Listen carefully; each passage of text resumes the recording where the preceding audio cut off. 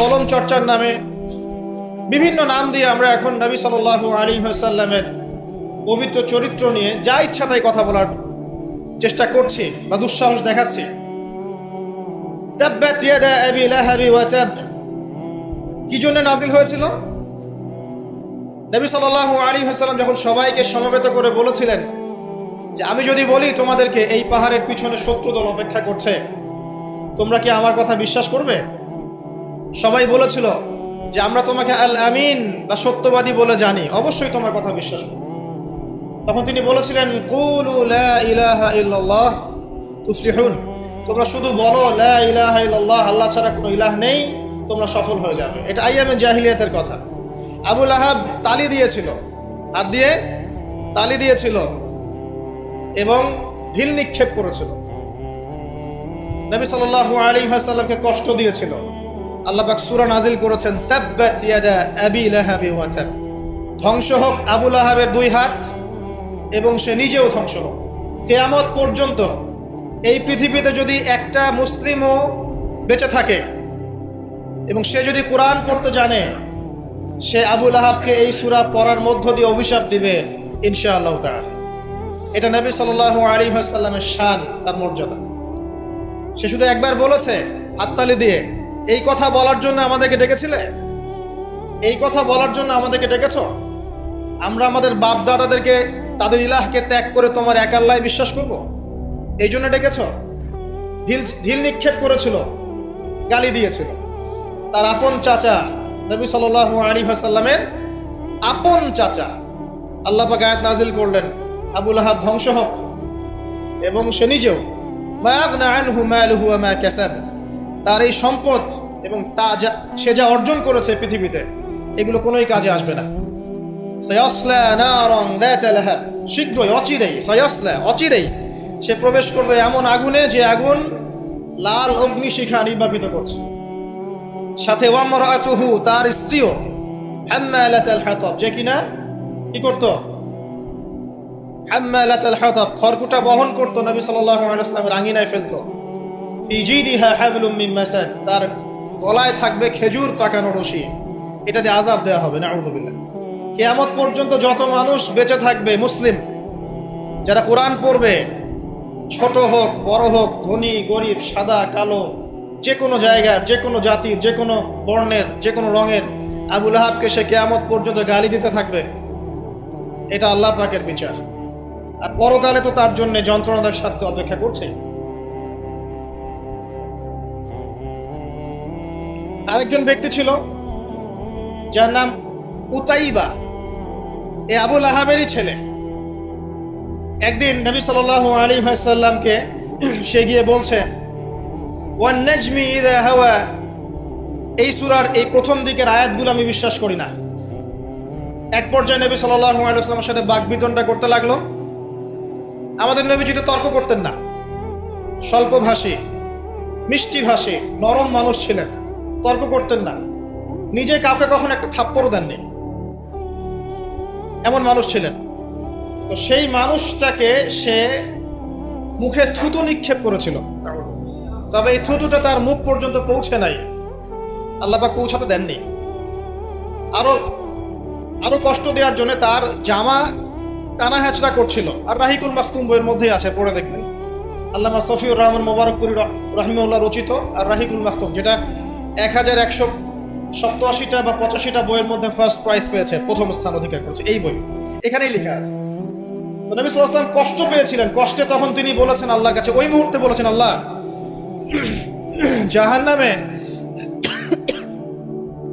জাহান্নামে তোমার যে কুকুরগুলো আছে, জাহান্নামে কুকুর আছে আযাব দেওয়ার জন্য, এগুলোর মধ্যে একটা এর পিছনে আল্লাহ তুমি লেলিয়ে দিও। এটা বদদুয়া করেছেন নবী সাল্লাল্লাহু আলাইহি ওয়াসাল্লাম। আমাদের কিছু সুশীল আছে, তারা বলতে চায় যে নবী সাল্লাল্লাহু আলাইহি ওয়াসাল্লাম কখনো কটু ভাষা ব্যবহার করতেন না, কখনোই না। প্রয়োজন বোধে নবী সাল্লাল্লাহু আলাইহি ওয়াসাল্লাম বদদুয়াও করেছেন। প্রয়োজন বোধে নবী সাল্লাল্লাহু আলাইহি ওয়াসাল্লাম টানা 1.5-2 মাস ধরে বদদুয়া করেছেন। কোথায়? রাজির ঘটনা। রাজি একটা ঝর্ণার নাম, একটা কূপের নাম, এক একজন এক একভাবে ব্যাখ্যা করে। এখানে 10 জন সাহাবীকে চোরাগুপ্তা হামলা চালিয়ে হত্যা করা হয়। একদল লোক এসে বলেছিল, আপনার সাহাবীদের মধ্যে এমন কিছু সাহাবীকে পাঠান যাদেরকে আমাদের কওমে নিয়ে গেলে ইসলাম শেখা যাবে, মুআল্লিম। নবী সাল্লাল্লাহু আলাইহি ওয়াসাল্লাম 10 জন সাহাবীকে পাঠিয়েছিলেন। এই 10 জনকে ট্র্যাপে ফেলে, এখন যেমন মুসলিমদেরকে ট্র্যাপে ফেলে হত্যা করা হয়, ট্র্যাপে ফেলে 10 জনকে হত্যা করা হয়। 3 জন ভাগ্যবশত বেঁচে যান, পাহাড়ের উপরে আশ্রয় নেন। তাদেরকে বলে, তোমরা নেমে আসো, তোমাদেরকে ছেড়ে দিব। তারা তীরের আঘাতে ক্ষতবিক্ষত ছিলেন। তারা মনে করলেন হয়তোবা তার অঙ্গীকার রক্ষা করবে, নেমে আসলেন। নামার সাথে সাথেই তাদেরকে বেঁধে ফেললো, মক্কায় বিক্রি করে দিল। তাদের মধ্যে একজনের নাম খুবাইব রাদিয়াল্লাহু আনহু। খুবাইব রাদিয়াল্লাহু আনহু, যার নাম আমাদের যুব সমাজ জানে না। আমাদের যুব সমাজ শাহরুখ খানের নাম জানে, খুবাইব রাদিয়াল্লাহু আনহু নাম জানে না। যাকে মক্কার সবার সামনে, একটা গাছের নিচে মক্কার সবার সামনে শুলদণ্ড দিয়ে হত্যা করা হলো। শুলদণ্ড মানে পিছনের রাস্তা দিয়ে কিছু একটা লোহার দণ্ড প্রবেশ করিয়ে মাথা দিয়ে বের করে দেওয়া। এই দণ্ড দিয়ে তাকে হত্যা করা হয়েছে। হত্যা করার আগে তাকে বলা হয়েছে, তুমি কি চাও? সে বলেছে, আমি 2 রাকাত নামাজ পড়তে চাই। এবং নামাজটাকে সংক্ষিপ্ত করেছে। সংক্ষিপ্ত করে সে হাত তুলে আল্লাহর কাছে দোয়া করেছিল, আল্লাহ, উপস্থিত যারা আছে এদের একটাকেও তুমি ছেড়ো না। ওয়াকতুলহুম বাদাদা, তাদের সবাইকে তুমি সবগুলাকে এক জায়গায় করে হত্যা করো। দেখা গেছে ওই সবার লাশ বদরের কূপে পড়েছিল। বদরের পরেও যে যুদ্ধগুলো হয়েছে এগুলোতে এরা মারা গেছে। বদরের পরে যে যুদ্ধগুলো হয়েছে এরপরে এগুলো মারা গেছে। আসলে ঘটনাটা বদরের পরেই সম্ভবত। যাই হোক, আমি যেটা বলতে চাচ্ছি, খুবাইব রাদিয়াল্লাহু আনহুকে তখন অপশন দেওয়া হয়েছিল যে তোমার জায়গায় যদি মুহাম্মদ সাল্লাল্লাহু আলাইহি ওয়াসাল্লামকে হত্যা করি, তুমি কি নিষ্কৃতি নিবে? সে তখন বলেছিল রাদিয়াল্লাহু আনহু যে আমার জায়গায় মুহাম্মদ সাল্লাল্লাহু আলাইহি ওয়াসাল্লামের একটা চুলকেও যদি আঘাতপ্রাপ্ত করা হয় আমি সেটাও বরদাস্ত করব না। এবং তিনি তখন একটা কবিতা আবৃত্তি করেছিলেন। বিভিন্ন কিতাবের মধ্যে কবিতাটা আছে, ওয়ালাস্তু বালি হিনা উক্তালু মুসলিমান, আমি কোনো পরোয়াই করি না যখন আমাকে মুসলিম হিসেবে মৃত্যু দেওয়া হচ্ছে। আলাই জামিন কানা লিল্লাহি মাসরাই, যে পাশেই আমাকে পাশ ফেরানো হোক না কেন, এই পাশ আল্লাহর জন্যই। ওয়াযালিকা লিলাহ ওয়া ইয়াশা, তিনি এমন একজন ইলাহ যিনি চাইলে ইউবারিক আলা ফি কুল্লি শিলইন মুমাজ্জাআত, তিনি আমার দেহের প্রত্যেকটা হাড় এবং গোশতের টুকরায় বারাকা দিতে পারেন। তাকে এভাবে শহীদ করা হয়। তো এই 10 জনকে ট্র্যাপে ফেলে হত্যা করা হয়েছিল। খুবাইব রাদিয়াল্লাহু আনহু তাদের মধ্যে একজন। খেয়াল করে দেখেন, নবী সাল্লাল্লাহু আলাইহি ওয়াসাল্লাম এই ঘটনার পরে 1 থেকে 1.5 মাস তিনি টানা বদদোয়া করেছেন এই কওমকে যেন আল্লাহ পাক ধ্বংস করে। ঠিক আরেকটা ঘটনা এর কয়েক মাস পরে ঘটে যায়, এর নাম বীরে মাউনার ঘটনা। বীরে মাউনা একটা জায়গার নাম, যেখানে একইভাবে দিন শেখার কথা বলে দায়ীদেরকে ডেকে নিয়ে এসে 70 জন দায়ীকে একসাথে হত্যা করা হয়েছে ট্র্যাপে ফেলে। এই জিনিসগুলো হিস্ট্রির কথা মনে করিয়ে দেয় আমাদেরকে।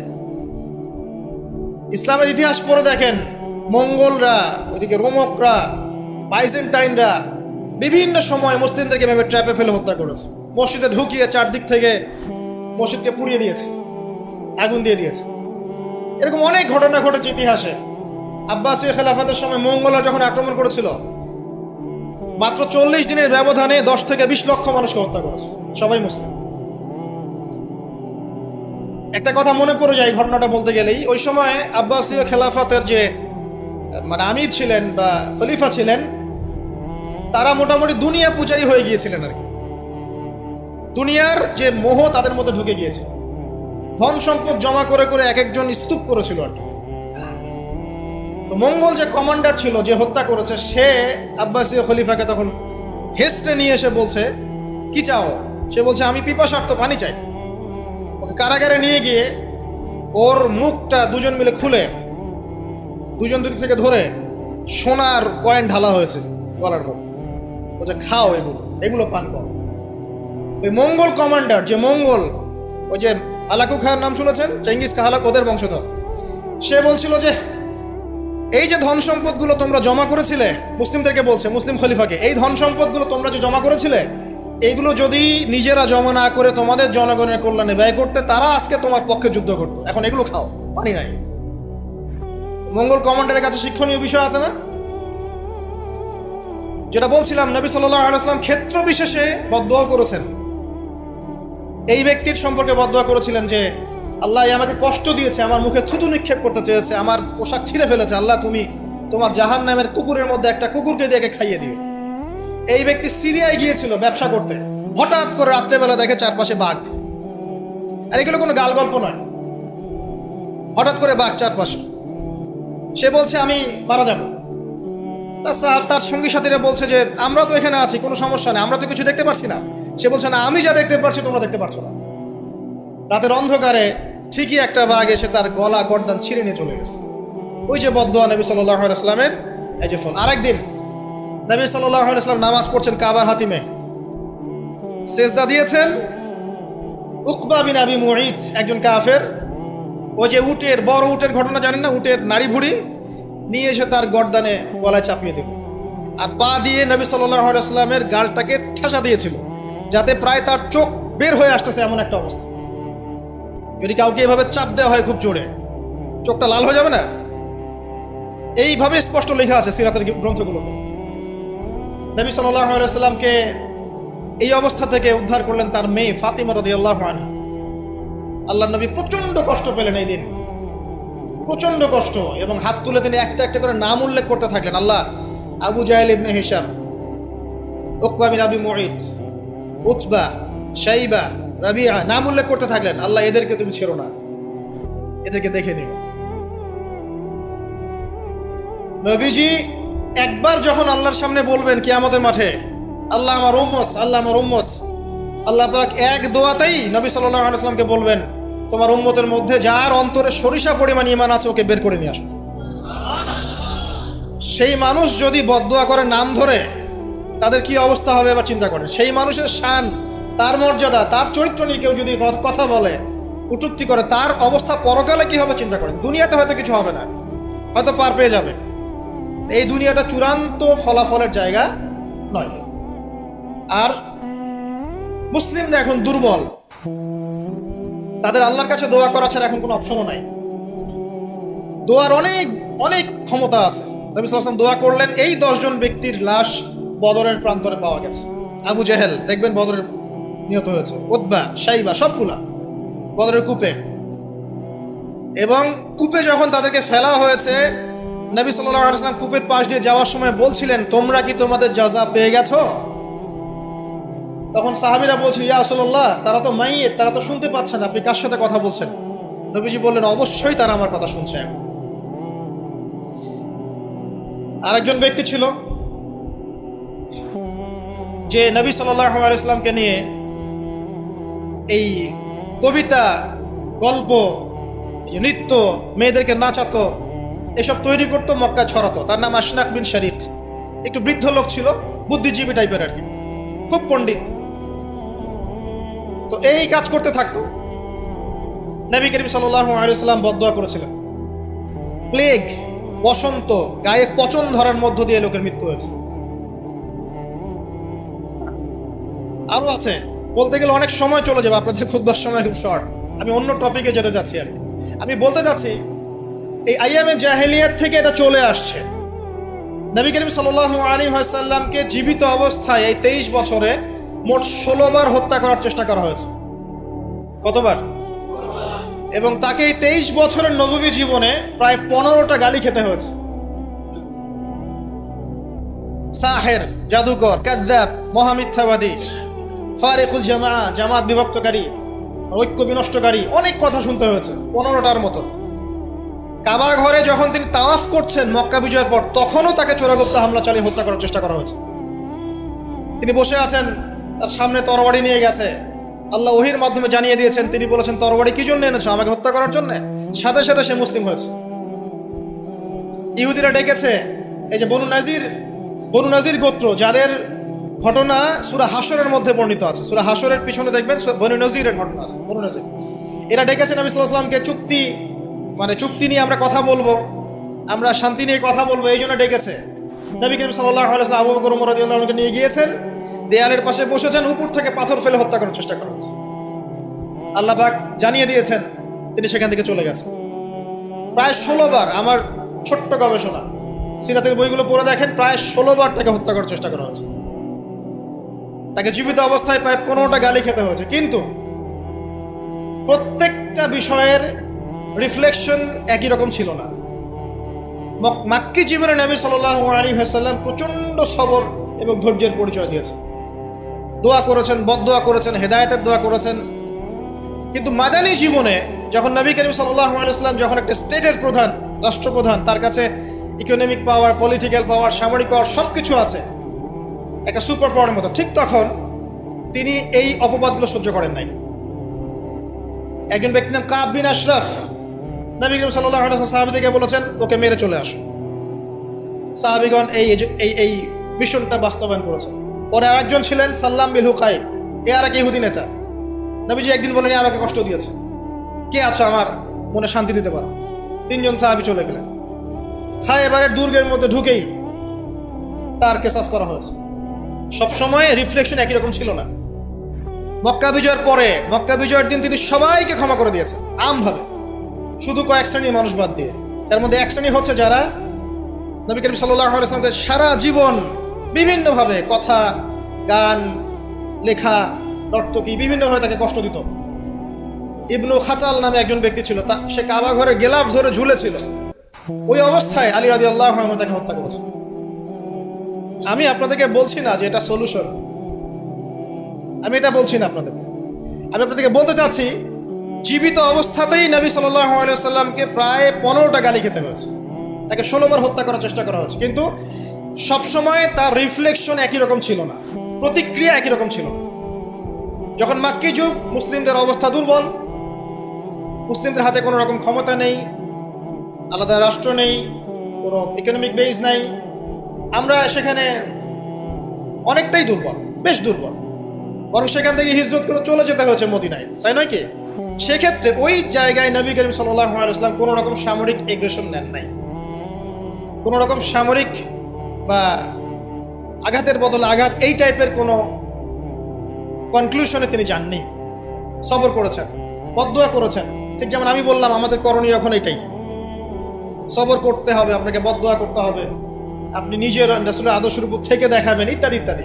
এখন আপনার সেই ক্ষমতা নাই, সিম্পল। এখন আপনি এরকম কোনো ইনিশিয়েটিভ নিতে যাবেন না। এই অবস্থায় আপনি এরকম কোনো ইনিশিয়েটিভ নিতে যাবেন না যেমনটা নবীজি মদিনায় নিয়েছিলেন, তাহলে মুসলিমরা উল্টা ক্ষতির মধ্যে পড়তে পারে, বরং জমিন মুসলিমদের জন্য আরো সংকুচিত হয়ে আসতে পারে। কিন্তু মদিনার যুগে নবী সাল্লাল্লাহু আলাইহি ওয়াসাল্লামের যখন সেরকম ক্ষমতা ছিল, তখন তিনি অ্যাকশন অন্যরকম নিয়েছেন। যদি কখনো এই জমিনে আল্লাহ পাক ইসলামকে আবার সেই জায়গায় নিয়ে যান, তখন সেই অ্যাকশন নেওয়া হয়। চোরের যে হাত কাটে, চুরি করলে হাত কেটে দেওয়া হয়, এটা কি আপনি এ ধরনের কোনো সিচুয়েশনে বাস্তবায়ন করতে পারবেন? পারবেন না, সিম্পল, বিকজ এটা ইসলামিক স্টেট নয়। যদি কোনো জায়গায় আল্লাহ পাক এই পৃথিবীর কোনো জায়গায় ভবিষ্যতে কোথাও এরকম কোনো স্টেট কায়েম করেন, আল্লাহ চাইলে করতে পারেন, আল্লাহ চাইলে পারেন, যেটা এখন মোটামুটি বলতে গেলে সারা বিশ্বে কোথাও নাই। যেখানে যেখানে আছে একটু আইওয়াশ, এটা আইওয়াশ, আমার কাছে এটা আইওয়াশ। কারণ চোরের হাত কেটে যদি আমি ইহুদিদের সাথে বন্ধুত্ব করি, তাহলে এটা কতটুকু ইসলামিক রাষ্ট্র হলো সেটা আল্লাহ ভালো জানে। কথা বুঝতে পারছেন? চোরের হাত কাটলাম ঠিকই, কিন্তু আমি এদিকে আমার ইকোনমিক সেকশনে, সামরিক সেকশনে সব ইহুদি খ্রিস্টানদের সাথে আমি বন্ধুত্ব করে রেখেছি, এটা কতটুকু ইসলামিক স্টেট আল্লাহ ভালো জানে। যাই হোক, ওদেরকে নিয়ে আমার মাথা ব্যথা নাই। বিষয়টা হচ্ছে, যদি কখন আল্লাহ পাক এমন কোনো জায়গা দেন মুসলিমদেরকে ভবিষ্যতে, তখন চোরের হাত ঠিকই কাটা হবে, তখন ব্যভিচারের শাস্তি ঠিকই দেওয়া হবে, জেনার জন্য বেত্রাঘাত করা হবে, ইত্যাদি ইত্যাদি। কিন্তু সেটা তো আপনি এখন করতে পারবেন না। তাই এখন কোনো আত্মঘাতী অবস্থায় যাবেন না, এটা সবচেয়ে বড় কথা। আমার আগে সবচেয়ে প্রথম নসিহত, নবী করিম সাল্লাল্লাহু আলাইহি ওয়াসাল্লামকে নিয়ে অনেক কথাবার্তা হচ্ছে, চারপাশে হবে, এমন কোনো আত্মঘাতী পদক্ষেপ নেবেন না যাতে ইসলাম আরো সংকুচিত হয়, মুসলিমদের অবস্থা আরো খারাপ হয়। এখন কি করবেন সেটা আমি আগে বলছি। প্রথম কথা হচ্ছে, এখন আপনাকে আমাকে নিজেকে আগে নবী সাল্লাল্লাহু আলাইহি ওয়াসাল্লামের সুন্নতের উপর দাঁড়াতে হবে। আমি প্রতিদিন ক্লিন শেভ করি, আর নবী সাল্লাল্লাহু আলাইহি ওয়াসাল্লামকে কেউ কটূক্তি করেছে, তাকে নিয়ে আমার মাথা ব্যথার শেষ নাই। আগে নিজের গালে দাড়ি নিয়ে আসো তুমি। আমি 5 ওয়াক্ত সালাতই আদায় করি না, ইসলামকে নিয়ে কেউ যদি ব্যঙ্গ করে, আমি এমন শোডাউন শুরু করি যাতে মনে হয় আমি একমাত্র পাক্কা মুসলিম, আর কেউ মুসলিমই না। আগে নামাজ পড়েন 5 ওয়াক্ত। নবীর সুন্নাহগুলো নিজের উপর আগে ইমপ্লিমেন্ট করেন, নিজের উপর আগে বাস্তবায়ন করেন। সবার আগে এটা কাজ আমাদের। দ্বিতীয় কাজ কি? নিজের পরিবারের মধ্যে ইসলামের নবী সাল্লাল্লাহু আলাইহি ওয়াসাল্লামের যে সুন্নাহগুলো আছে এটা বাস্তবায়ন করা। এখানে তো কেউ আপনাকে চাপ প্রয়োগ করছে না। আপনি চাইলে আপনার পরিবারটাকে ইসলামিক পরিবার হিসেবে গড়ে তুলতে পারেন। এটা আপনার প্রথম দায়িত্ব, প্রথম দিকের কাজ। নবীর সুন্নাহর উপর থেকে মানুষকেও সুন্নাহর দিকে ডাকা, এটা কাজ। নবীর আদর্শে নিজে আগে এস্টাবলিশ হয়ে দেখানো যে এটাই নবীর সুন্নাহ। আজকে আমাদেরকে দেখলে অনেক সময় মানুষ বাজে মন্তব্য করে, মুসলিমরা যে মাপে কম দিচ্ছে, মুসলিমরা মজুদ করছে, মুসলিমরা সুদ খাচ্ছে, মুসলিমরা ঘুষ নিচ্ছে, মুসলিমরা দুর্নীতি করছে, মুসলিমদের দিকে আঙ্গুল তুলছে সবাই। এই জিনিসগুলো কি নবীর আদর্শ? আমরা তো নিজেরাই নবী করিম সাল্লাল্লাহু আলাইহি ওয়াসাল্লামের আদর্শের উপর অ্যাপ্রোপ্রিয়েটলি থাকতে পারছি না, তাহলে আমরা কি সত্যিকার অর্থেই আদর্শ উম্মাহ হতে পেরেছি? আমাদের প্রথম কাজ আগে এইটা, আগে নিজের উপর এটা ইমপ্লিমেন্ট করা। দেখবেন এভাবে যখন আমরা প্রত্যেকেই নবীর সুন্নাহ মেনে চলবো, জীবনে, পারিবারিক জীবনে, ইবাদতে, অর্থনীতিতে, সমাজে, চলাফেরায়, মুআমালাতে, দেখবেন ইনশাআল্লাহ তাআলা আস্তে আস্তে আস্তে আস্তে দেখবেন পরিবেশ পরিস্থিতি সব পরিবর্তন হবে। তাই প্রথম নসিহত, অনেকেই কিছু উগ্রপন্থী কমেন্ট করে থাকেন ফেসবুকে, এইটা ওইটা, এগুলোতে যাবেন না প্রিয় ভাইয়েরা। এগুলো আমাদের দিনের জন্য উল্টা ক্ষতি ডেকে আনবে। এবং যারা ইচ্ছাকৃতভাবে মুসলিমদেরকে উস্কায়, তারা চায় যে মুসলিমরা এমন কোনো কাজ করুক যাতে তারা মুসলিমদেরকে ডমিনেট করার কোনো সুযোগ খুঁজে পায়। আত্মঘাতী কোনো পদক্ষেপে যাবেন না, এটা আমার প্রথম নসিহত। এবার আসেন, আমরা কয়েকটা পয়েন্টে দেখাবো নবী সাল্লাল্লাহু আলাইহি ওয়াসাল্লাম আসলে কেমন চরিত্রের মানুষ ছিলেন, কি করেছেন, এবং দিন শেষে তিনি কি পেয়েছেন, আমাদেরকে কি দিয়ে গেছেন, এবং আমাদের বেসিক্যালি তার জীবনী নিয়ে কি কি কাজ করা দরকার। আমি জাস্ট এতটুকু কথা বলে আজকে খুব শেষ করব। আমি একটা পয়েন্ট দিয়ে শুরু করছি। 1 নাম্বার, দেখেন নবী করিম সাল্লাল্লাহু আলাইহি ওয়াসাল্লাম যে সমাজে ছিলেন, আইয়ামে জাহিলিয়াত বলি না আমরা, কেন বলি? কারণ সেখানে জাহেলি কাজ হতো। এই তো জাহেলি কাজ মানে অজ্ঞতাপূর্ণ কাজ, মূর্খতাপূর্ণ কাজ। তাহলে জাহেলকে যে জাহিলিয়াতের কাজ করে সেই জাহেল, আলেমকে যে ইলম অনুযায়ী আমল করে সে আলেম, একইভাবে জাহেল সে যে জাহিলিয়াতের কাজ করে। আইয়ামে জাহিলিয়াতে নবী সাল্লাল্লাহু আলাইহি ওয়াসাল্লাম যখন নবী হচ্ছেন বা নবী হওয়ার আগে পরের সময়টা আপনি একটু সিরাত ঘাটাঘাটি করে দেখেন, দেখবেন ওখানে মেইন সমস্যা ছিল শিরক, আল্লাহ পাকের একত্ববাদের সাথে শিরকের মিশ্রণ 1 নাম্বার। 2 নাম্বার ছিল রিবা, সুদ। সমাজের ইকোনমি পুরো সুদ ভিত্তিক ছিল। 3 নাম্বার দেখবেন মাদক, খামার, খালি মাদকের ছড়াছড়ি।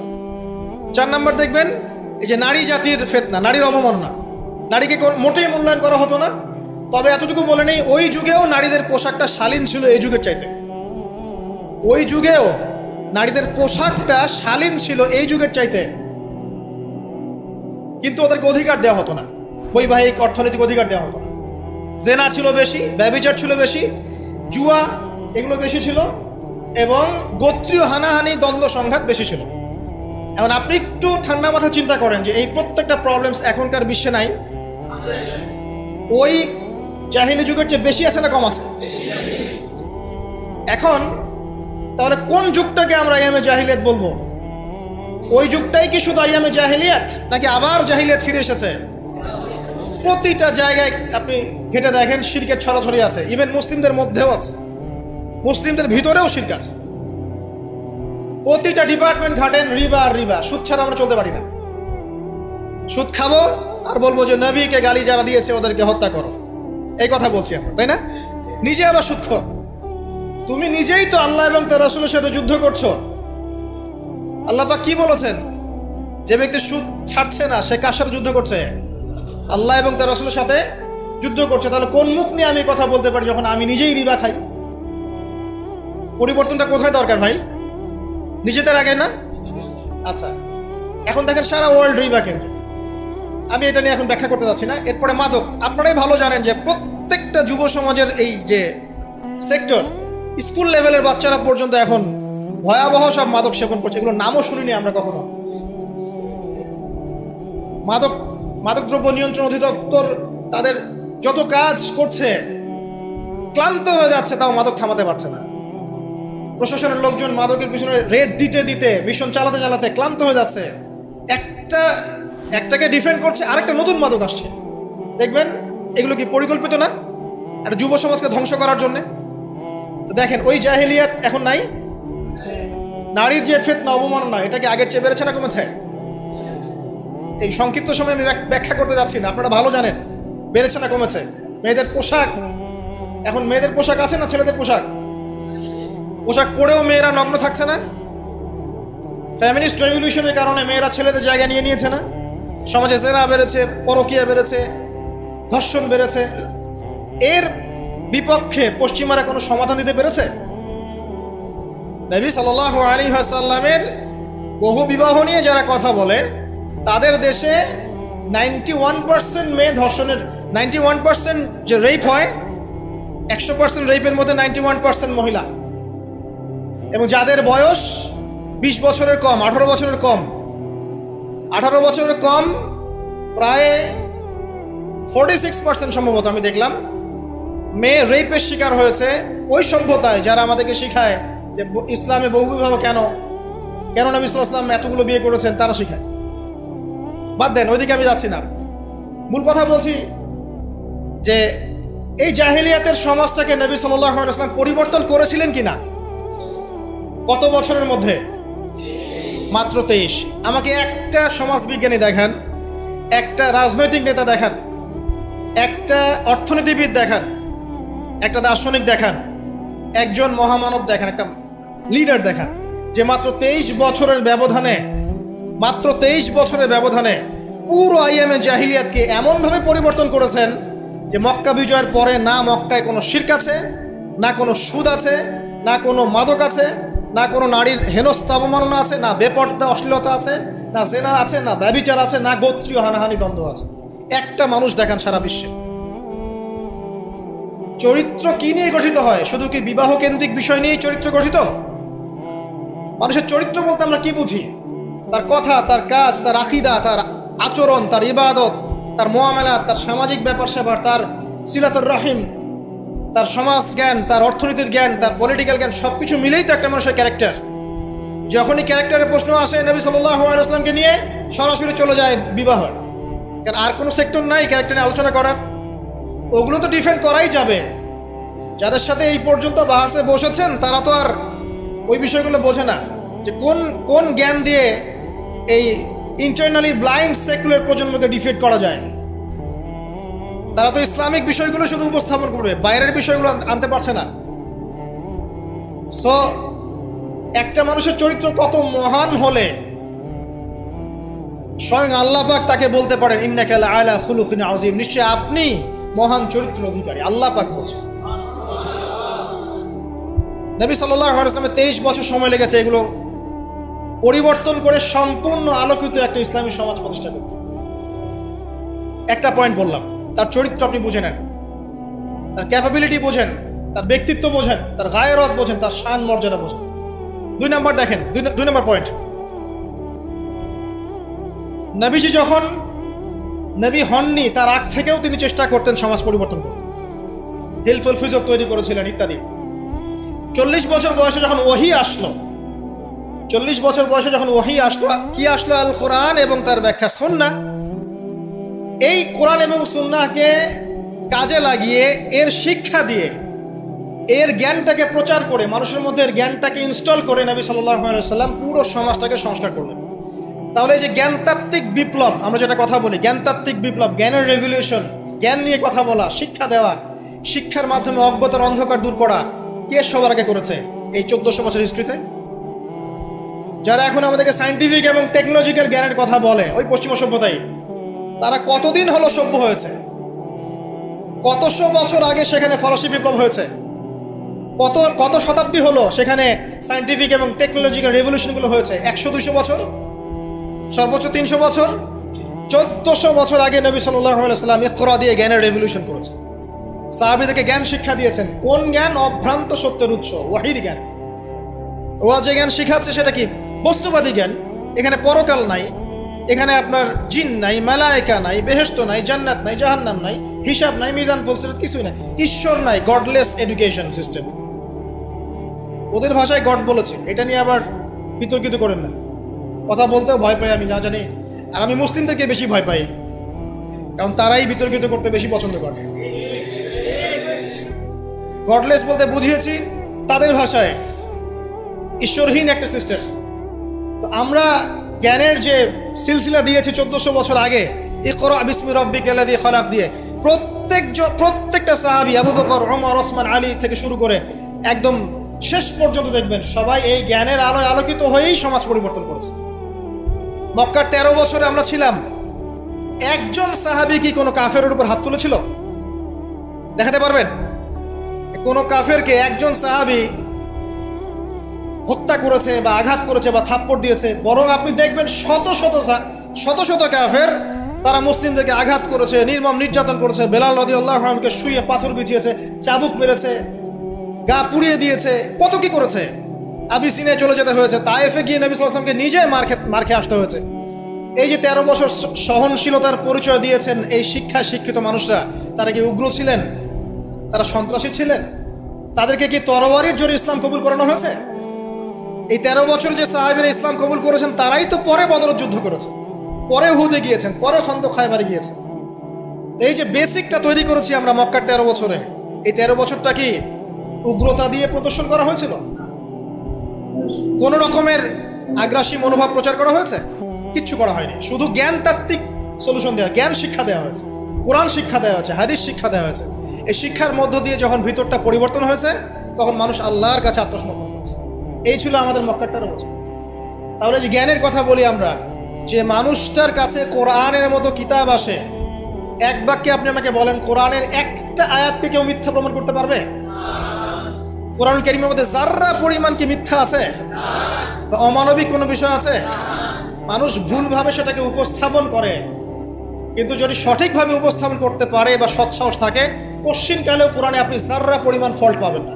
যালিকাল কিতাব লা রাইবা ফি, কোনো সন্দেহ নাই। এখন বলেন, এত পবিত্র একটা কিতাব একজন পবিত্র মহাপবিত্র সত্তার কাছ থেকে এসেছে, আর একজন জিবরাইল আলাইহিস সালাম ফেরেশতাদের লিডার, তিনি এটা বহন করে এনেছেন।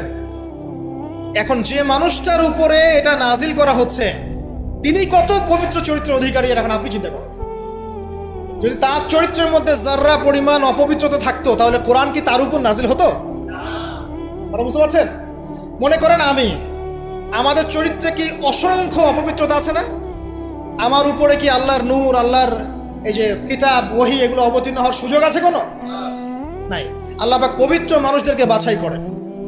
আল্লাহ রাব্বুল আলামিন সবচেয়ে পবিত্র মানুষকে বাছাই করেছিলেন মহাপবিত্র কিতাব দেওয়ার জন্য।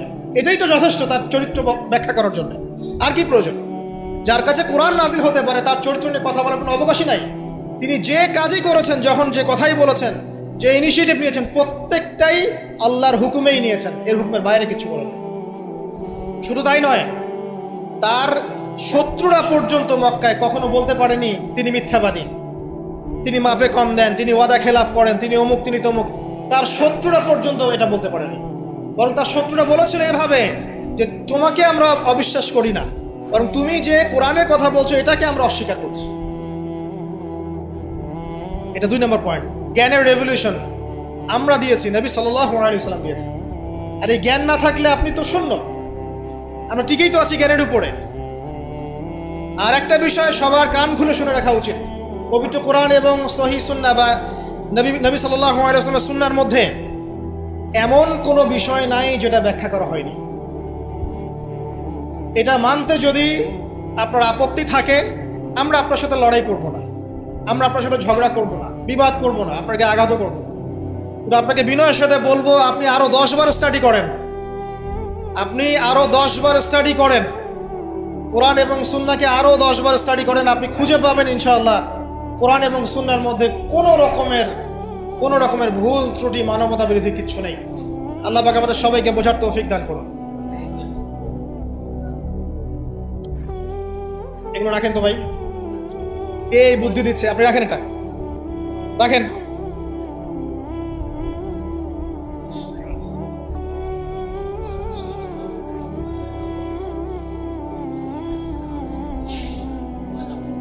কয়টা পয়েন্ট বলেছি ভাই? শেষ করছি, সময় কম। তৃতীয় পয়েন্ট শোনেন, তৃতীয় পয়েন্টটা শোনেন। নবী করিম সাল্লাল্লাহু আলাইহি ওয়াসাল্লাম শুধু এমন মানুষ ছিলেন না যিনি শুধু কোরআন শোনার কথাগুলো নিজেই বলে ক্ষান্ত হয়েছেন, নিজের উপর আমল করেন নাই। এমন মানুষ তিনি ছিলেন না। প্রত্যেকটা আয়াত এবং হাদিস যখন এসেছে তার কাছে, তিনি নিজে আগে সেটার উপর আমল করে দেখিয়েছেন। দেখেন, একজন মানুষ দিন প্রচার করছেন, একজন মানুষ যিনি পরিবার চালানোর জন্যে রুজি রোজগারের চেষ্টা করছেন, একজন মানুষ তিনি পিতার দায়িত্ব পালন করছেন, একজন মানুষ তিনি স্বামীর দায়িত্ব পালন করছেন। নবী সাল্লাল্লাহু আলাইহি ওয়াসাল্লামের স্ত্রীরা কি তার প্রতি অসন্তুষ্ট ছিল? একজন মানুষ যিনি আবার যখন মদিনায় গেছেন তখন সেখানকার সামরিক বিষয় ডিল করছেন, পররাষ্ট্রনীতি অ্যাপ্লাই করছেন, রাজা বাদশাদের কাছে ইসলামের দাওয়াত দিচ্ছেন, যখন প্রয়োজন হচ্ছে তখন বদরের মাঠে তিনি অস্ত্র ধরছেন। একজন মানুষ এতগুলো কাজ করছেন, এই ভার্সেটাইল ক্যারেক্টার পাওয়া যাবে একটা মানুষ দেখান মহাবিশ্বে। একটা মানুষকে দেখান যার কাছে এই চরিত্রের সবগুলো দিক আছে, যিনি একজন আদর্শ পিতা, আদর্শ নেতা, আদর্শ অর্থনীতিবিদ, আদর্শ ফিলোসফার, আদর্শ পলিটিশিয়ান, আদর্শ লিডার, কমান্ডার। একটা মানুষ দেখান যার মধ্যে সব গুণাবলীর সংমিশ্রণ আছে। তারপরেও কি ব্যাখ্যা করতে হবে যে এই মানুষের চরিত্র আল্লাহ পাক কর্তৃক সার্টিফাইড, এই মানুষ আল্লাহর কর্তৃক মনোনীত একজন বান্দা? আর তো কিছু প্রয়োজন নাই। আবার নিজের উপর আমল দেখেন, এত কিছুর পরেও নিজে রাত জেগে তাহাজ্জুদ পড়ছেন, পা ফুলিয়ে ফেলছেন, সবচেয়ে বেশি জিকির করছেন, সবচেয়ে বেশি তেলাওয়াত করছেন, সবচেয়ে বেশি রোজা রাখছেন, সবচেয়ে বেশি নামাজ পড়ছেন। শুধু কথা বলেই ক্ষান্ত থাকছেন না, নিজেও আমল করছেন এবং সবচেয়ে সেরাটা করছেন। এমন একজন মানুষকে খুঁজে দেখান যে শুধু বড় বড় কথা নিজে বলেই না, বরং আমল করেও দেখায়। বহু অর্থনীতিবিদ আছে দেখবেন অনেক বড় বড় কথা বলবে, নিজেই সুদখোর। বহু দেখবেন পলিটিশিয়ান আছে বড় বড় কথা বলবে, নিজেই করাপ্টেড, দুর্নীতিবাজ। বহু দেখবেন সোশ্যাল নেতা আছে অনেক বড় বড় সামাজিক রেভলিউশনের কথা বলে। আপনি দেখবেন এই নবী সাল্লাল্লাহু আলাইহি ওয়াসাল্লামের এই সোনালী সমাজকে সে মূল্যায়ন করছে না।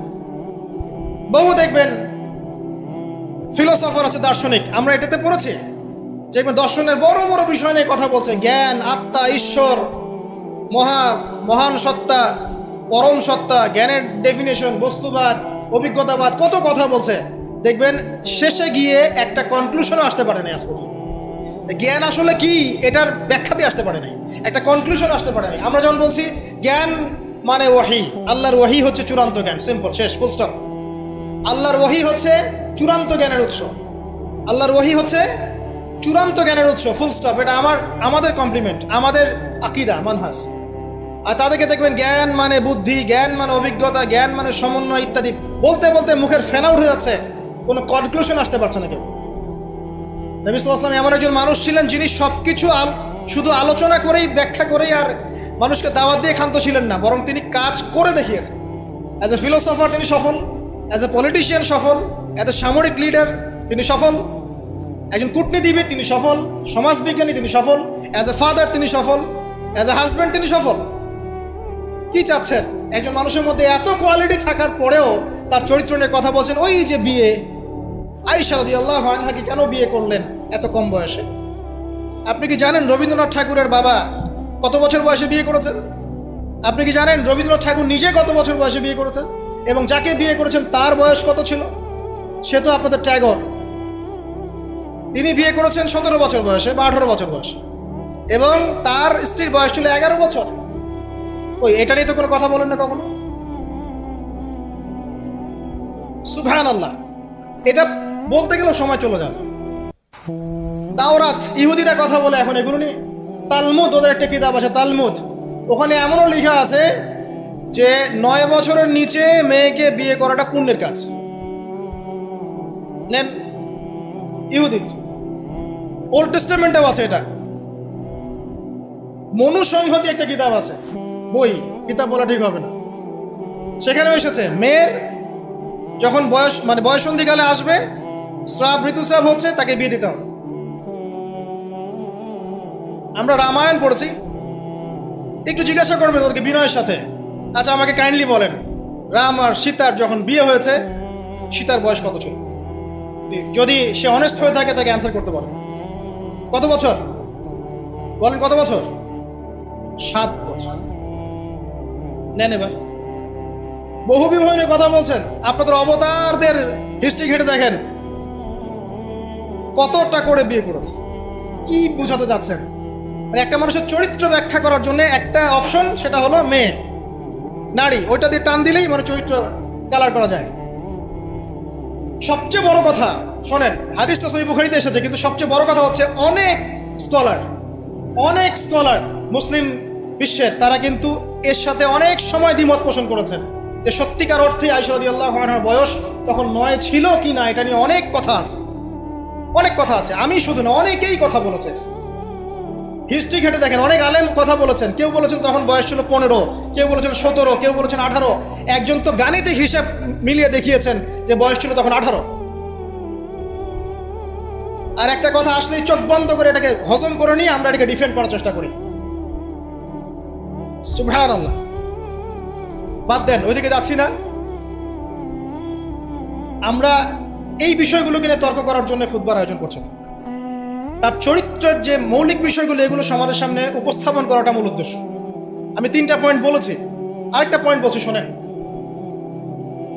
নবী করিম সাল্লাল্লাহু আলাইহি ওয়াসাল্লাম এই যে 23 বছরের জীবনীটা কথা বলেছি, প্রথম 3 বছর গোপনে দাওয়াত দিয়েছেন, এরপর প্রকাশ্যে দাওয়াত দিয়েছেন, ধৈর্যশীল ছিলেন, সবর করেছেন, মার খেয়েছেন, নিজের মাতৃভূমি ছেড়ে চলে গেছেন, সেখানে তাকে আল্লাহ পাক ক্ষমতা দিয়েছেন। আমি আপনাকে তার স্যাক্রিফাইসগুলো দেখাচ্ছি, একটু স্যাক্রিফাইসগুলো দেখেন। তিনি কি ভালো ঘরের সন্তান ছিলেন না? তার কি টাকা পয়সার অভাব ছিল? তার স্ত্রী খাদিজা রাদিয়াল্লাহু আনহা, যাকে তিনি 40 বছরের একজন নারীকে তিনি বিয়ে করেছেন, এই জায়গায় কিন্তু তাদের কোনো কথা নাই আছে? যখন তার বয়স মাত্র 25 বছর, কোন 25 বছরের যুবক 40 বছরের নারীকে বিয়ে করতে চাইবে? এবং তিনি যতদিন জীবিত ছিলেন ততদিন তিনি আরো স্ত্রী গ্রহণ করেন নাই। বাদ দেন, তার কিন্তু টাকা পয়সা, আধিপত্য, প্রতিপত্তি, বংশের এগুলোর গৌরবের অভাব ছিল না। তারপরেও তার স্যাক্রিফাইসগুলো দেখেন। তিনি মার খাচ্ছেন, তার দাঁত শহীদ হচ্ছে, তার রক্ত ঝরছে, তায়েফে তার রক্ত দিয়ে জুতা আটকে গেছে, তাকে গালি খেতে হচ্ছে, তাকে হত্যা চেষ্টা সহ্য করতে হচ্ছে, আত্মীয় স্বজন তাকে ছেড়ে চলে যাচ্ছে, তাকে অর্থনৈতিক বয়কট করা হচ্ছে, গাছের ছাল পাতাকে শিয়ারে আবু তালেবে 3 বছর তিনি সময় কাটাচ্ছেন, নিজের মাতৃভূমি ছেড়ে চলে যেতে হচ্ছে, কষ্ট, যুদ্ধ করতে হচ্ছে, না খেয়ে থাকতে হচ্ছে, খন্দকের যুদ্ধে নিজের এই পেটের মধ্যে পাথর বেঁধে থাকতে হচ্ছে, পরপর 3 দিন তার ঘরে চুলা জ্বলছে না, তার ঘরে খাবার নাই, এই খেজুরের রস খেয়ে তিনি জীবনযাপন করছেন, তার স্ত্রীদের ঘরেও খাবার নাই। একজন মুসাফির এসেছে, খাবার চাচ্ছে, তিনি বলছেন দেখো আমার স্ত্রীদের ঘরে খাবার আছে কিনা। প্রত্যেকটা স্ত্রীর ঘর সার্চ করে একটা খাবার পাওয়া গেল। স্যাক্রিফাইস করছেন, ঘুম নাই, বিনিদ্র রজনী যাপন করছেন। এই যে শারীরিক কষ্ট, মানসিক কষ্ট, অর্থনৈতিক কষ্ট, দেশ ত্যাগ করা, এই যে কঠিন সবর, সংগ্রাম, মুজাহাদা, তার স্বার্থটা কি আমাকে বল? তার কি স্বার্থ? এখানে নবী সাল্লাল্লাহু আলাইহি ওয়াসাল্লামের ব্যক্তি স্বার্থটা কোথায়? তাকে তো আল্লাহ পাক মাকামে মাহমুদ দিয়েছেন, জান্নাতের সর্বোচ্চ মাকাম আল্লাহ পাক তাকে দিয়েছেন। ইন্না আতাইনাকাল কাউসার, তোমাকে আমি কাউসার দিয়েছি, সম্মান দিয়েছে, মর্যাদা দিয়েছে। আলাম ইয়াজিদকা ইয়াতীমান ফাআওয়া ওয়া ওয়াজাদাকা দাল্লান ফাহাদা ওয়া ওয়াজাদাকা আইলান ফাগনা। আছে না সূরা? আলাম নাশরাহ লাকা সাদরাকা ওয়া ওয়াদা'না আনকা ওয়িজরাক আল্লাযী আনকাযা যাহরাক ওয়া রাফা'না লাকা যিকরাক। তার জিকির, তার স্মরণকে সম্মানিত করা হয়েছে। সারা দুনিয়ার মানুষ তার নাম শুনলে সাল্লাল্লাহু আলাইহি ওয়াসাল্লাম পড়ে। প্রত্যেকটা মুসলিম এই উম্মতে মুহাম্মাদের মধ্যে, মুসলিম বা নন মুসলিম, হুয়েভার হি ইজ, তার মৃত্যুর পরে তার চেহারা তাকে দেখানো হবে, বলা হবে এই ব্যক্তিকে যাকে তোমাদের কাছে পাঠানো হয়েছে। তিনি আমাদেরকে ভাই বলে সম্বোধন করছেন। তিনি বলছেন কাশ আমি আমার ভাইদেরকে দেখতে পেতাম। সাহাবীরা বলছেন আমরা কি আপনার ভাই নই? তিনি বলছেন না, তোমাদের পরে যারা আসবে আমাকে না দেখেই বিশ্বাস করবে এরা আমার ভাই। সব নবীকে দোয়া কবুলের এখতিয়ার দিয়ে দেওয়া হয়েছে। সব নবী দোয়া দুনিয়ায় করে ফেলেছেন। আমাদের নবীজি এত কষ্ট করার পরেও দুনিয়াতে দোয়া করেন নাই, তিনি পরকালে দোয়াটা জমা রেখেছেন। সেটা শাফাআত, আমাদের সবার জন্য শাফাআত করবেন তিনি ইনশাআল্লাহ। এই শাফাআতে সমস্ত কবিরা গুনাহগার ব্যক্তি জান্নাতে যাবে। আমাকে বলেন, সব নবী যখন ইয়া নাফসি করবে, স্বয়ং নবীরা পর্যন্ত, এই নবীর মধ্যে আদম আছেন, নূহ আছেন, মূসা ঈসার মতো নবী আছেন আলাইহিস সালাম, ইব্রাহিম আলাইহিস সালামও আছেন, আবুল আম্বিয়া ওয়াল মুরসালিন। তখন তিনি বলবেন ইয়া উম্মতি ইয়া উম্মতি। এখন আমাকে বলেন তার স্বার্থ কোথায়? তিনি যে এত হিউজ একটা স্ট্রাগল করলেন সারাটা জীবন ধরে। আমি আপনাকে তার স্ট্রাগলের সর্বশেষ নমুনাটা বলছি। একদম মৃত্যু সজ্জায় যখন তার মৌতের যন্ত্রণা উঠে যায়, তিনি বলছেন মৃত্যুর যন্ত্রণা প্রচন্ড, তিনি এই কথা বলছেন আর চেহারাটা মুছছেন পানি দিয়ে। তখন ফাতিমা রাদিয়াল্লাহু আনহা এসে বলছেন আমার বাবার কষ্ট, আমার বাবার কষ্ট।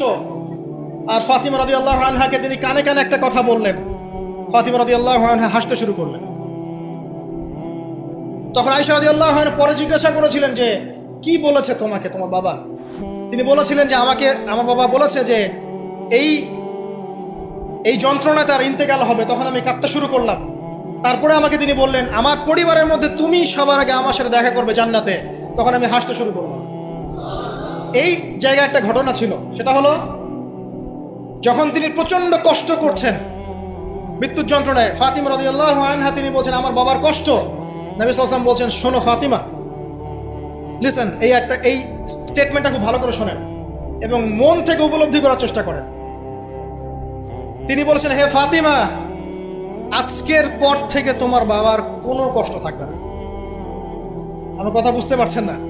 আজকের পর থেকে তোমার বাবার কোনো কষ্ট থাকবে না, মানে আজকে তিনি জান্নাতুল ফিরদাউসে চলে যাবেন। এই যে 23 বছর তিনি ছিলেন নবী হিসেবে, প্রতিটা দিন রাত তাকে দিনের জন্য কষ্ট করতে হয়েছে। শারীরিক কষ্ট, মানসিক কষ্ট, খাদ্যের কষ্ট, বাসস্থান। আচ্ছা, আমরা তো অনেক কথা বলি অনেক নেতাদেরকে নিয়ে, অনেক দার্শনিক, বিজ্ঞানী, সমাজবিজ্ঞানী, ফিলোসফার, বুদ্ধিজীবী ইত্যাদি। আমাদের যা আছে আমরা একটু মিলাই। নবী সাল্লাল্লাহু আলাইহি ওয়াসাল্লামের কি ছিল? এই মহান নেতা যিনি সারা জীবন কষ্ট করলেন, শেষে ফাতিমা রাদিয়াল্লাহু আনহাকে বলছেন আজকের পর কোনো কষ্ট থাকবে না, আজকেই শেষ, সব কষ্ট আজকেই শেষ হয়ে যাবে। এই ব্যক্তির কি বাড়ি ছিল ডুপ্লেক্স? এই ব্যক্তির কতটুকু জমি ছিল? এই ব্যক্তি কতটুকু খাবার খেয়েছে প্রত্যেক দিন? এই ব্যক্তির কয়টা আলিশান জামা ছিল আমার মতো আপনার মতো? এই ব্যক্তির কত ব্যাংক ব্যালেন্স ছিল? এই ব্যক্তির কি ছিল দুনিয়াতে? দুনিয়ার জীবন চলার জন্য তার ঘরে কি ছিল আসলে? আমাদের প্রত্যেকের ঘরে যা আছে নবী সাল্লাল্লাহু আলাইহি ওয়াসাল্লামের চেয়ে বেশি সম্পত্তি আছে। এই হিউজ স্ট্রাগল তিনি করলেন কার জন্য, মানে কাদের জন্য? তিনি পেলেনটা কি? এক কথায় উত্তর হচ্ছে এই কষ্ট তিনি করেছেন উম্মতে মুহাম্মাদির জন্য। আর আফসোস, দুর্ভাগ্য যে আজকে উম্মতে মুহাম্মাদির মধ্যে এক শ্রেণীর মানুষ তার চরিত্র নিয়ে কথা বলে, দুঃসাহস করে, লজ্জায় তাদের মাথা হেড হয়ে যায় না। লজ্জা থাকতে হয় মানুষের মধ্যে। তো ধরেন কেউ একজন আপনার প্রতি ইহসান করেছে, অনেক উপকার করেছে আপনার, আপনি যদি তাকে নিয়ে ভালো মন্দ কথা বলা শুরু করেন, বুঝতে হবে আপনার নির্লজ্জ প্রকৃতির মানুষ, আপনি লজ্জাই নেই আপনার। আপনি একজন মানুষের কাছে ইহসান গুজার, সে আমার জন্য কত পরিশ্রম করেছে, আপনার তো তার পা ধুয়ে দেওয়া উচিত। সাহাবা একরাম রাদিয়াল্লাহু আনহুম এই কাজটাই করতেন এবং তারা আল্লাহ এবং তার রাসূলকে আপন মনে করতেন। কোনোদিন তার কাছে গিয়ে কোনো হাত যে পেতেছে কখনো ফিরে আসে নাই খালি হাতে। কোনোদিন কেউ দান চেয়েছে তিনি ফিরিয়ে দেননি। একদিন নামাজে দাঁড়িয়েছেন, ইকামত হওয়ার পরে আবার বাসা চলে গিয়েছেন। সাহাবীরা অবাক, কি ব্যাপার? একটু পর ফিরে আসলেন, বললেন আমার কাছে কিছু দিনার ছিল, এগুলো সাদাকা করে দিয়ে তারপরে নামাজে দাঁড়ালো। সবসময় সত্য বলেছেন, সত্যের উপর থেকেছেন, এতিমদের খোঁজ নিয়েছেন, বিধবাদের পাশে ছিলেন, উম্মাকে ঐক্যবদ্ধ করেছেন, মানুষের মাঝে ভেদাভেদ দূর করেছেন, এক ওয়ান উম্মাহ ন্যাশন গঠন করেছেন, সুদ দূর করেছেন, মাদক দূর করেছেন, শিরক দূর করেছেন, আল্লাহ ভোলা মানুষকে আল্লাহকে চিনিয়েছেন, পরকালকে চিনিয়েছেন, মানুষকে জান্নাতের পথ দেখিয়েছেন। কি করেন নাই? আপনি আমাকে একটা সেক্টর দেখান যেটা মানুষ করার বাকি থাকে, যেটা তিনি করেন নাই, একটা সেক্টর দেখান। তারপরে এই মহান মানুষের সম্পর্কে আমরা বাজে ধারণা লালন করছি, আজে বাজে কথা বলছি। দেখুন, এখন মুসলিমদের হয়তো কিছু করার নাই, বদদোয়া তারা করবে এবং এই বদদোয়ায় নিঃসন্দেহে ইফেক্টেড হবে তারা যারা নবী সাল্লাল্লাহু আলাইহি ওয়াসাল্লামের সাথে শত্রুতা করছে, কোনো সন্দেহ নাই। কিন্তু এমন একটা সময় আসবে, দেখবেন আজকে থেকে 100, 200, 500 বছর, কত বছর আমরা জানি না, যে এই পৃথিবীর বুকে নবী সাল্লাল্লাহু আলাইহি ওয়াসাল্লামকে নিয়ে একটা বাজে মন্তব্য করার মানুষ অবশিষ্ট থাকবে না ইনশাআল্লাহ। এটা আসবেই। কবে? ননসেন্স প্রশ্ন, আমি জানি না, কিন্তু আল্লাহ এবং তার রাসূল কোরআন হাদিসে বলেছেন আসবেই। ওটা না আসা পর্যন্ত কিয়ামত হবে না ইনশাআল্লাহ। আমি আর খুতবা লম্বা করছি না, আর অনেক কথা হয়তো বলতে পারতাম, আমাদের হাতে টাইম কম। শুধু এখানে একটা পয়েন্ট বলে শেষ করে দিব। প্রিয় ভাইয়েরা এবং বোনেরা যারা খুতবা শুনবেন, আমাদের নিজেদের কিছু কাজ আছে। আমি আমভাবে সমস্ত মুসলিমদেরকে অনুরোধ করব, ইনক্লুডিং মি, আমাকে অলসো, সর্বপ্রথম আমাদের কাজ হচ্ছে নবী সাল্লাল্লাহু আলাইহি ওয়াসাল্লামের সুন্নাহগুলোর উপর আমল করা। সবার আগে আমাদের কাজ হচ্ছে নবী সাল্লাল্লাহু আলাইহি ওয়াসাল্লামের পবিত্র জীবনী মুখস্থ করে ফেলা। এখন ওয়াদা করেন আল্লাহর কাছে যে আগামী 1 থেকে 2 মাসের মধ্যে আপনি যে যেখানে পড়াশোনা করছেন করেন, আমার কোনো আপত্তি নাই। নবী সাল্লাল্লাহু আলাইহি ওয়াসাল্লামের পবিত্র জীবনী অন্তত আর রাহিকুল মাখতুম বইটা মুখস্থ করে ফেলবেন। আপনি নিজে কতটুকু জানেন নবী সম্পর্কে, এটা বড় টেস্ট। আমাদের নিজেদেরকে আগে জানতে হবে নবী সম্পর্কে আমরা জানি কতটুকু। আমি হয়তো একটু এগ্রেসিভলি কথাগুলো বললাম, কিন্তু এটা দুঃখের সাথে বলছি যে আমাদের যুব সমাজ নবী সাল্লাল্লাহু আলাইহি ওয়াসাল্লামকে চিনে না। তারা জানে না তার নাম কি, তার বংশ কি, তার শৈশব কেমন করে কেটেছে, তার স্ত্রী কতজন, তাদের নাম কি, তিনি মক্কায় কখন কি করেছেন, মদিনায় কি করেছেন, কখন হিজরত করেছেন, তার হাদিসগুলো কি কি। তার 100টা হাদিস তারা কখনো পড়ে দেখে নাই। 10টা হাদিস তারা আরবি সহ বলতে পারে না। তার উপর নাজিলকৃত আল কোরআন পড়ে দেখছে না, পড়া শিখছেও না। দেখেন, এরকম ধ্বজভঙ্গ উম্মাহ দিয়ে কখনো ইসলামের রেভলিউশন সম্ভব না। যত বড় বড় কথা বলেন না কেন, যতদিন যাবে জমিন আরো সংকীর্ণ হতে থাকবে। যতক্ষণ পর্যন্ত না আমরা আমাদের অবস্থা পরিবর্তন করব, ততক্ষণ পর্যন্ত আমাদের অবস্থার উন্নতি আল্লাহ পাক দিবেন না। ইন্নাল্লাহা লা ইউগাইয়িরু বিকাওমিন হাত্তা ইউগাইয়িরু মা বিআনফুসিহিম। আল্লাহ পাক কোনো কওমের অবস্থা ততক্ষণ পরিবর্তন করেন না যতক্ষণ তারা নিজেরা তাদের অবস্থা পরিবর্তনের চেষ্টা না করে। অতএব প্রথম কাজ আমাদেরকে আমাদের নবী সম্পর্কে জানতে হবে। আপনার প্রতিবাদের ভাষা হবে জ্ঞানের মধ্য দিয়ে। আমি নবী সাল্লাল্লাহু আলাইহি ওয়াসাল্লাম সম্পর্কে জানবো, তার হাদিসগুলো মুখস্থ করব, তার সুন্নাহ মাফিক চলবো, চলে দেখাবো। এটাই আমার প্রতিবাদ। কথা কি বুঝতে পারছেন? এটাই হবে আমার প্রতিবাদ, যে আমি নবী সম্পর্কে জানবো, তার সিরাত ছোটস্থ মুখস্থ করে ফেলবো, নবীজি জীবনী সম্পর্কে জানবো, তার সম্পর্কে যে বাজে কথাগুলো বলা হয় এগুলোর কাউন্টার জবাব দেওয়ার জ্ঞান আমার থাকবে। আমি তার হাদিসের উপর আমল করব, মানুষকে দাওয়া দিব। এটাই হবে আমার প্রতিবাদ। প্রতিবাদের অনেক ভাষা থাকে, শুধু উচ্চবাচ্য করলেই প্রতিবাদ হয় না। নিজেদেরকে আগে আমাদেরকে তার আদর্শের উপর এস্টাবলিশ হতে হবে, তখন গিয়ে ওই আয়াতের উপর আমল হবে। লাকাদ কানা লাকুম ফি রাসূলিল্লাহি উসওয়াতুন হাসানাহ। এবং এই উসওয়াতুল হাসানাহ আমরা জীবনের সব ক্ষেত্রে বাস্তবায়নের চেষ্টা করবো ইনশাআল্লাহ আযজা ওয়া জাল। প্রিয় ভাইরা, রাসূলের সিরাত পড়ুন, সিরাত মুখস্থ করুন, নবী সাল্লাল্লাহু আলাইহি ওয়াসাল্লামের হাদিসগুলো মুখস্থ করুন, পড়ুন। কোরআন অবশ্যই পড়া শিখুন, কোরআনের দাওয়াত মানুষকে দিন। উগ্র পন্থায় যাবেন না, একই সাথে শৈথিল্যতাবাদীও হবেন না। মধ্যম পন্থায় থাকেন, ইসলামের দিকে মানুষকে ডাকতে থাকেন। রাতারাতি কোনো ফলাফল পাওয়া যায় না, আস্তে আস্তে আস্তে আস্তে দেখবেন ফলাফল আসবে। নিজেদের সন্তানদেরকে কোরআন শেখান, হাদিস শেখান, নবীর আদর্শ শেখান। এই দুনিয়ার জীবনটা চিরস্থায়ী নয়, চিরস্থায়ী না, এটা ক্ষণস্থায়ী। তার মানে এই দুনিয়াটা আমার মুখ্য উদ্দেশ্য নয়। আমি দুনিয়ার মধ্যে চলাফেরা করব, মুসাফির। আমার প্রয়োজন আছে বিয়ে শাদী করবেন, চাকরির প্রয়োজন চাকরি করবেন, ব্যবসার প্রয়োজন ব্যবসা করবেন, আপনার রাজনীতি করার প্রয়োজন আছে আপনি করবেন, সব কিছু চলবে। কিন্তু এগুলো আমাদের দুনিয়ার মুখ্য উদ্দেশ্য নয়। এগুলো হচ্ছে আমাদের দুনিয়াকে চালিয়ে নেওয়ার উপকরণ, মাধ্যম মাত্র। কখনোই এই নেশার মধ্যে আমরা ডুবে যাব না। ডুবে যাব, আল্লাহকে ভুলে গিয়ে দুনিয়ায় কখনো ডুবে যাব না। এটা আমাদের দ্বিতীয় কাজ। 3 নম্বর কাজ, আমাদের লক্ষ্য স্থির করতে হবে। 2টা লক্ষ্য আমাদের, এক, ভালো করে শোনেন, 2টা লক্ষ্য আমাদের, এক ইহকালীন লক্ষ্য, 2 পরকালীন লক্ষ্য। আল্লাহ রাব্বুল আলামিন আমাদের সবাইকে এই দুনিয়াতে পাঠিয়েছেন একটা বিশেষ উদ্দেশ্যে। আমাদেরকে কি আল্লাহ পাক খেলার ছলে সৃষ্টি করেছেন, না কোনো উদ্দেশ্য আছে? উদ্দেশ্যটা আল্লাহ পাক বলেছেন সূরাতুজ যারিয়াত এর 56 নম্বর আয়াতে। কোন সূরা, কত নম্বর আয়াত? আল্লাহ পাক বলছেন আউযু বিল্লাহি মিনাশ শাইতানির রাজিম, বিসমিল্লাহির রহমানির রহিম। আল্লাহ পাক বলছেন ওয়ামা খালাকতুল জিন্না ওয়াল ইনসা ইল্লা লিয়াবুদুন। আল্লাহ রাব্বুল আলামিন বলছেন, আল্লাহ পাক কি কথা বলেন? বলেন না? অনেকে বলছে না, আল্লাহ পাক কথা বলেন না। কোরআন কার বাণী? আকীদা পরিষ্কার করেন। কোরআন কি আল্লাহর মাখলুক না আল্লাহর কালাম? মাখলুক মানে কি? সৃষ্টি। আমরা মাখলুক কি না? কোরআনও কি আমাদের মতোই মাখলুক, নাকি কোরআন আল্লাহর কালাম? কালাম শব্দের অর্থ কি? কথা বা বাণী। তার মানে আল্লাহ রাব্বুল আলামিন কথা বলেন, আল্লাহ রাব্বুল আলামিন বলছেন। তার মানে কি আল্লাহ পাক এটা ওহী নাজিল করেছেন। আল্লাহ পাক বলছেন ওয়ামা খালাকতুল জিন্না ওয়াল ইনসা ইল্লা লিয়াবুদুন। আল্লাহ বলছেন, আমি জিন আর মানব জাতিকে শুধুমাত্র আমার ইবাদত করার জন্যই সৃষ্টি করেছি, অন্য কোনো কারণে সৃষ্টি করি নাই। এখানে দুইটা শ্রেণী পাওয়া গেল, একটা হচ্ছে জিন জাতি, একটা কে মানব জাতি। জিন জাতিকে আমরা দেখতে পারি, দেখেছেন কখনো জিন? দেখেন নাই, কিন্তু আমাদের সমাজে অসংখ্য জিনগ্রস্ত মানুষ ঘুরে বেড়াচ্ছে। আমি বলি, ঢাকা শহরে যে মেয়েগুলো চলাফেরা করে শপিং মলে, রাস্তাঘাটে, এখানে ওখানে, এদের একটা ভালো অংশ কিন্তু জিনগ্রস্ত, জিন ধরা। এটা হয়তো বলবেন কেমন করে এটা বলতে পারেন?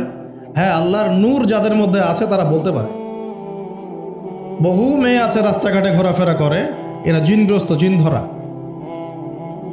জিন ধরা না হলে ওরকম নগ্ন হয়ে ঢং করে রাস্তায় চলাফেরা করতো না। উপরে একটা জিনের প্রভাব কি আছে? আছে। বিশ্বাস করছেন না? আল্লাহর নবীজি বলেছেন, মুহাম্মদুর রাসূলুল্লাহ সাল্লাল্লাহু আলাইহি ওয়াসাল্লাম, যে যখন কোনো মেয়ে বেপর্দা হয়ে বাহিরে বের হয়, তখন শয়তান, শয়তান মানে শয়তান জিন না ফেরেশতা, তখন শয়তান ওই মেয়ের সৌন্দর্যকে পুরুষের চোখে লোভনীয় বা আকর্ষণীয় করে তোলে। কে করে তোলে? শয়তান। তোমাদের কারো যদি কোনো গায়রে মাহরাম বেপর্দা কোনো মেয়েকে দেখে খারাপ চিন্তা জেগে যায়, তাহলে তোমরা বাসায় চলে যাবে। কোথায় যাবে? বাসায়। সেখানে গিয়ে তোমাদের স্ত্রীর সাথে সময় কাটাবে, ইনশাআল্লাহ তোমাদের সেই খারাপ চেতনা চিন্তা দূর হয়ে যাবে। তার মানে এই হাদিস থেকে প্রমাণ হচ্ছে শয়তান বেপর্দা মেয়েদেরকে সুন্দর করে উপস্থাপন করে। জিন ধরা মেয়ে আছে সমাজে, এবং কোনো কোনো ক্ষেত্রে এখন ছেলেদেরকেও জিন ধরছে, ধরছে না? মাঝে মাঝে দেখবেন যে এই শীতকালে কিছু কনসার্ট হয়, দেখেছেন? কনসার্ট হয়, ফ্যাশন শোজ হয়, আরও অনেক ধরনের প্রোগ্রাম হয়। এগুলোকে নাম দিয়েছে মানুষ সংস্কৃতি। কী নাম দিয়েছে? ওখানে উঠে দেখবেন যে বড় বড় চুল আছে, অনেক লম্বা লম্বা চুল, একদম স্টেজের উপর উঠে লাফালাফি ঝাপাঝাপি করছে, দেখেন নাই? মিউজিক্যাল কিছু ইনস্ট্রুমেন্ট নিয়ে, দেখেন নাই? তো আপনার কি মনে হয় এরা সুস্থ? এটা সবার সাথেই জিন শয়তান আছে। কি আছে? আচ্ছা, একটা কথা বলি, কোনো কোনো ক্ষেত্রে ওয়াজ মাহফিলের প্যান্ডেলেও দেখা যায় কিছু কমেডিয়ান, কিছু বাউল, এরা মানুষকে ডিজে জিকির শেখায়, দেখেন নাই? ডিজে জিকির, একজন গান গায়, একজন কথা বলে, কেউ চা খাওয়ায়, কেউ কফি খাওয়ায়, কেউ কেউ ঢেলেও দেয়, কেউ উঠ বস করায়, কাউকে উঠতে বলে, কাউকে বসতে বলে। দেখবেন অনেক সময় লোকজন লাফালাফি করছে, বক্তা জিকির করছে, তার উপর হামলে পড়তেছে একদম। একটা দলিল দেখাবেন, খালি একটা দলিল, যে নবী সাল্লাল্লাহু আলাইহি ওয়াসাল্লামের জামানায়, 4 খলিফার জামানায় তারা মসজিদে বসে এইভাবে জিকির করেছেন। একটা দলিল খালি দেখাবেন। যে কাজ নবী করেন নাই, তার সাহাবীরা করেন নাই। এখানে বহু ওলামায়ে কেরাম আছেন, আমি তাদের সামনে কথা বলতে লজ্জা ফিল করছি। যত হাদিস আপনি ঘাটবেন, আমি তো সব হাদিস পড়ে শেষ করতে পারি নাই, স্বীকার করছি, কিন্তু নবীর যুগে এবং 4 খলিফার যুগে কোনোদিনও এইভাবে জিকির আজগার হয়েছে একটা দলিল আপনি খুঁজে বের করতে পারবেন না ইনশাআল্লাহ। অথচ দিব্যি এগুলো আমাদের সমাজে চলছে, চলছে না?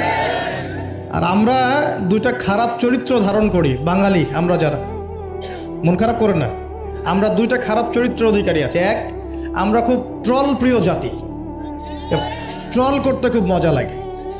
হ্যাঁ, মনে হয় যেটা করে আমি একদম বাংলাদেশের কি বলবো, দিন একদম কায়েম করে ফেলছি একদম। হ্যাঁ, এই ট্রল পাগল, ট্রল প্রিয় জাতি আমরা একটা। আরেকটা হচ্ছে আমরা ইস্যু পাগল জাতি। ইস্যু, একটা ইস্যু আসবে, খুব লাভঝাপ চলবে কয়েকদিন, ইস্যু শেষ, আবার লাভঝাপ শেষ।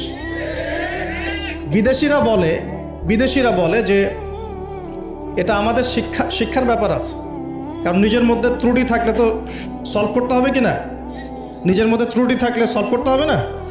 তারা বলে যে আমাদের মাথা নাকি ওই যে বাক্সে বন্দি মাছের মতো। বাক্সে বন্দি মাছ দেখেছেন?